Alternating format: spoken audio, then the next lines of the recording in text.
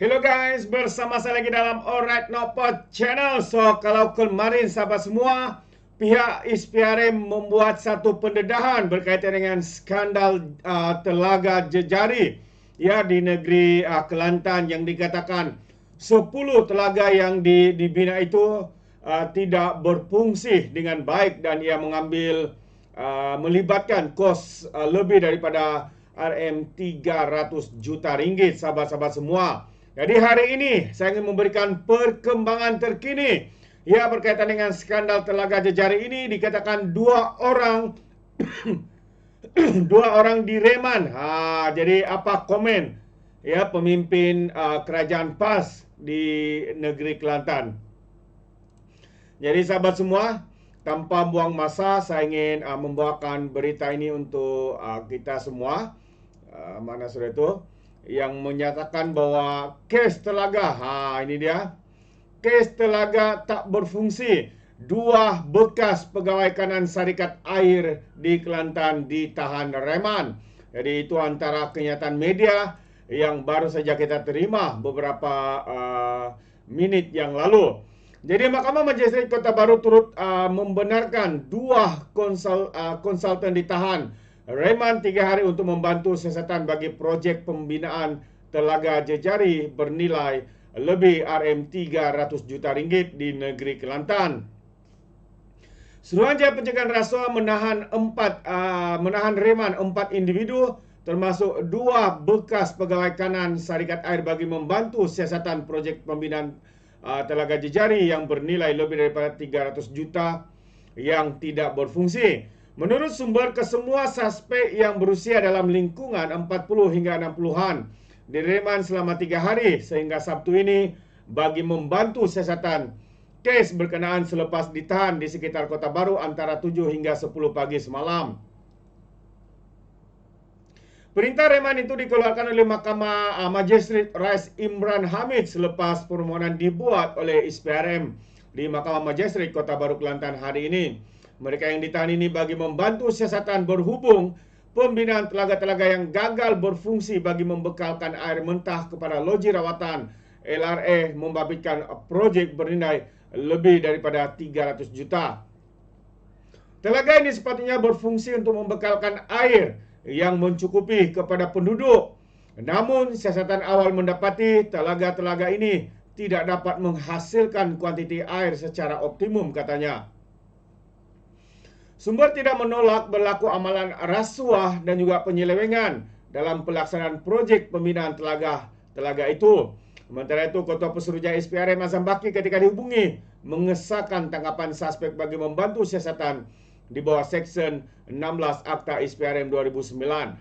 Sebenarnya isu ini sudah dibangkitkan oleh Husam Musa ya ketika itu pada tahun 2009 sehingga 2015. Ya, Husam Musa yang ketika itu menjadi exco juga mempersoalkan dan mau ya perkara ini untuk disiasat. Tetapi apa yang berlaku?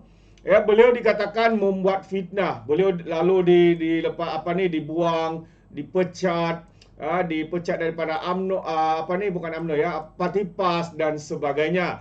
Dan sehingga hari ini sahabat semua, akhirnya selepas puluhan tahun semuanya telah terbongkar ya apabila pihak ISPRM membuat penyiasatan dan mendedahkan bahwa ya wujudnya ini dakwaannya wujudnya rasuah dan juga salah guna kuasa sehingga projek ini walaupun dibayar dengan ratusan juta tetapi tidak dapat memberikan sumber bekalan air yang bersih khususnya yang disalurkan kepada LRA dan sebagainya. Hari ini yang mendapat kesannya adalah rakyat Kelantan itu sendiri.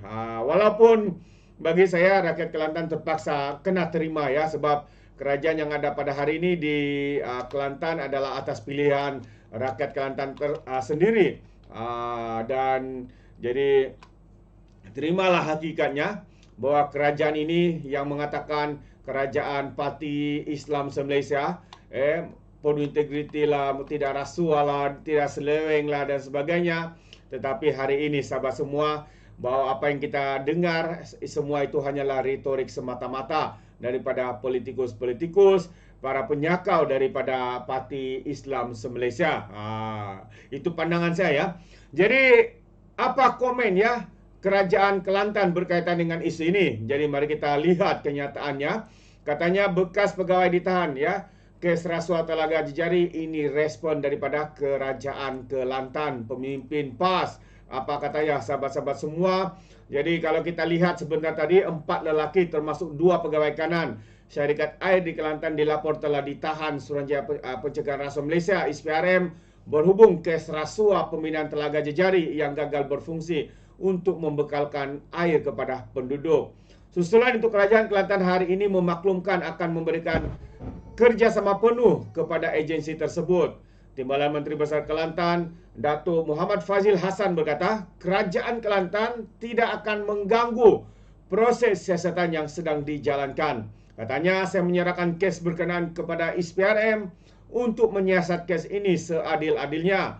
Kerajaan Kelantan juga ingin menasihatkan orang ramai agar tidak membuat sebarang spekulasi berhubung kes berkenaan, kata yang memetik laporan bernama hari ini. Sementara itu, Pengerusi Jabatan Kuasa Kerja Raya, Infrastruktur Air dan Pembangunan Luar Bandar dan Negeri ya, Datuk Dr. Izani Husin berkata SPRM harus menyiasat kes berkenaan secara profesional dan telus, katanya.